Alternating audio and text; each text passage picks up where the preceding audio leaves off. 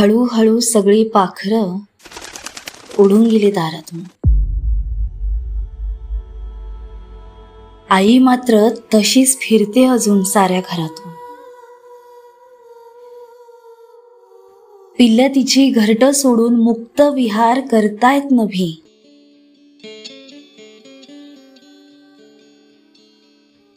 उंबऱ्यात चौकट धरून आई मात्र तशीच उभी.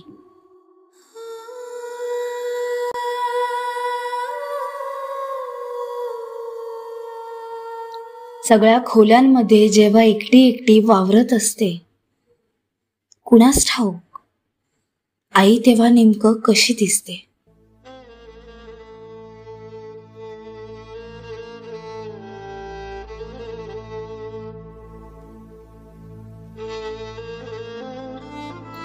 घर जेव्हा भरलेलं आणि भारलेलं असायचं, आईसाठी त्याहून मोठं कुठलं सुख नसायचं.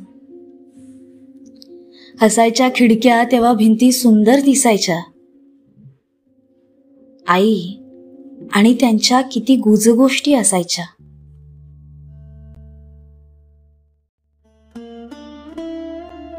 स्वयंपाकघरात आई आता एकटीसाठी चहा करते.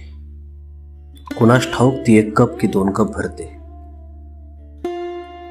देव्हाऱ्याची खोली आता जुनी जुनी वाटते. आईच्या पुढ्यातली सारी वर्दळ जुनी जुनी वाटते. कधीतरी मध्यरात्री पाहुण्यांसारखा येतो घरी. कधीतरी मध्यरात्री पाहुण्यांसारखा येतो घरी.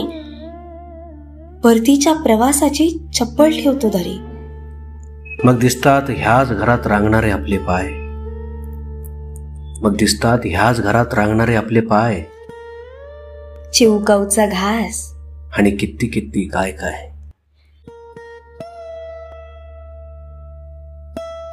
जेवण गरम करते बाळा, जेवून घे पोटभर. त्याआधी तुझ्या हातचं पाणी दे आई घोटभर. या पाण्याची चव जगात कुठेच कशी नाही. घरट्याकडे परत कसं यायचं शिकायचंच राहिलं आई.